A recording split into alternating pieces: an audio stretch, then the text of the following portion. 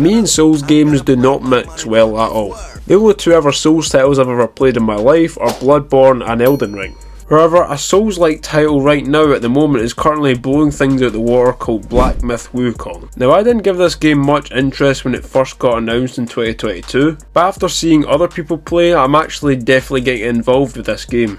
Now, Wukong is inspired by a novel called Journey to the West, which was released all the way back in the 1800s, which is mental. Now, this is in fact the character you play as of course the monkey known as Son Wukong in this game.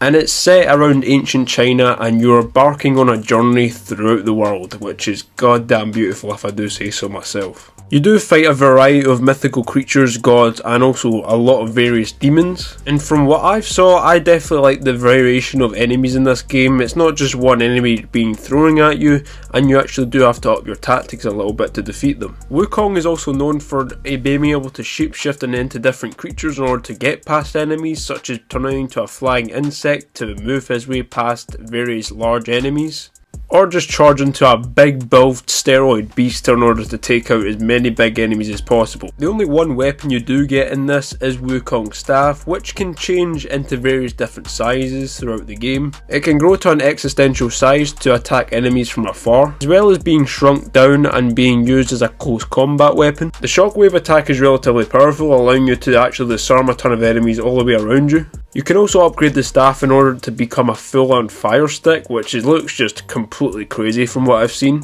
One of the best moves that I've seen is that you can spawn full-on clones of yourself to take on multiple different enemies, which just screams Doctor Strange action. Like, that is just insane. Having one weapon do a ton of these different things just goes to show how much love these guys have put in, and considering that this is only like a mobile game, like a mobile developer, I mean, they're doing bits so far. That's all I can say. I mean, as our first console game, I'm actually excited to even hop into this. And there really isn't any type of weapon on the planet that allows you to heal yourself. Like, that is like some next level stuff. And not only that, if the bow staff wasn't enough, you can also heal from this bad boy. So to sum things up entirely, the bow staff is literally your whole life source in this game. Now let's just quickly get into the environment of this game. This environment has to be one of the best looking environments I've ever seen in any type of video game. It's just so breathtaking in each other's nook and cranny you go through. Even meeting different characters along the way as you embark on your journey to become the king. Not only that, but these NPCs can actually boost up your health, give you various upgrades and more. But with an open world that certainly never really gets boring and there's always new ways to explore, I couldn't really see myself getting completely bored with this game. With most Souls-like games, you're either admiring the beautiful view or dying 1000 times. And I know for a fact I'll always be picking the first option with Wukong.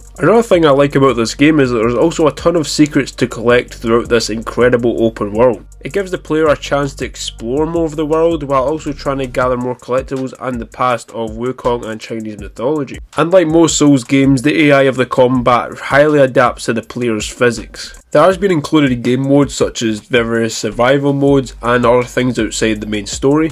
Obviously I haven't picked up this game for myself, but it actually looks like the bosses could actually be Elden Ring kind of boss level, so yeah, I gotta get my stuff ready because this is about to be some crazy shit right here. So let me know down in the comments section if you guys are going to be picking up Wukong. Of course, this game has only been released a few days and everyone is saying that this is going to be Game of the Year material.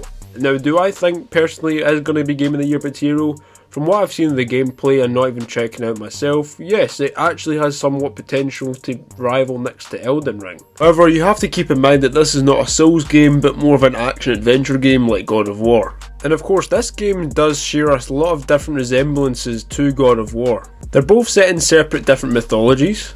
Both of them are very, very story-driven-esque, while one is more of an RPG and the other one is just fully focused on the story. They have both really explosive combat in both games, along with that a bunch of different collectibles and lore throughout the world. Wukong also has various assists from different companions as he goes along his journey, which is very similar to God of War 2018 with Mimir. It was also a weird fun rumour that I found out that Wukong really can't be beaten, which is pretty goddamn hilarious considering he is a monkey and usually monkeys are very easy. But with over 72 unique powers, I can really just guess why. Now within this game you do journey through within 6 chapters of this story, of course sharing out Wukong's journey, and has definitely multiple endings to them. And along with over 81 bosses, you're bound to not even get bored of this game, not even after 3 hours. I know the second I jump into this, I'll probably just say peace out to 3 or 4 bosses and just never play it again, but I don't really see myself going around with this as it is not even a Souls game, so I think we're all good here.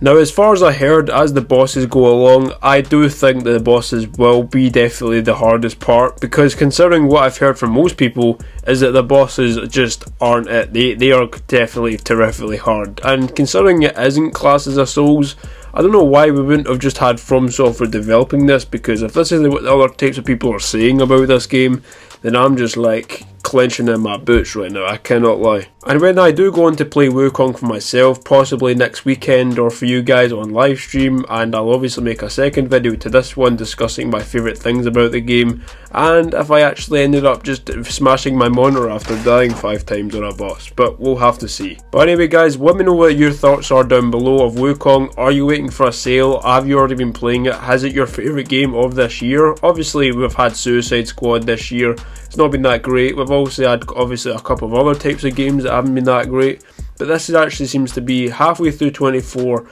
we're finally getting something that's somewhat decent. So honestly, it's a big W for this company, and I'm happy for them that they've actually been able to just take their game to the next level and go full AAA rather than just making just random arcade games and what have you. And even better if we actually get some DLC for this game like we did with Elden Ring, because that would just go absolutely hard. I don't know what the hell they would be able to do with DLC at this point, but I mean, make up something great for us and the fans will obviously deliver with love. So honestly, props to these guys for the future of this game, and hopefully it sells even more units than it has.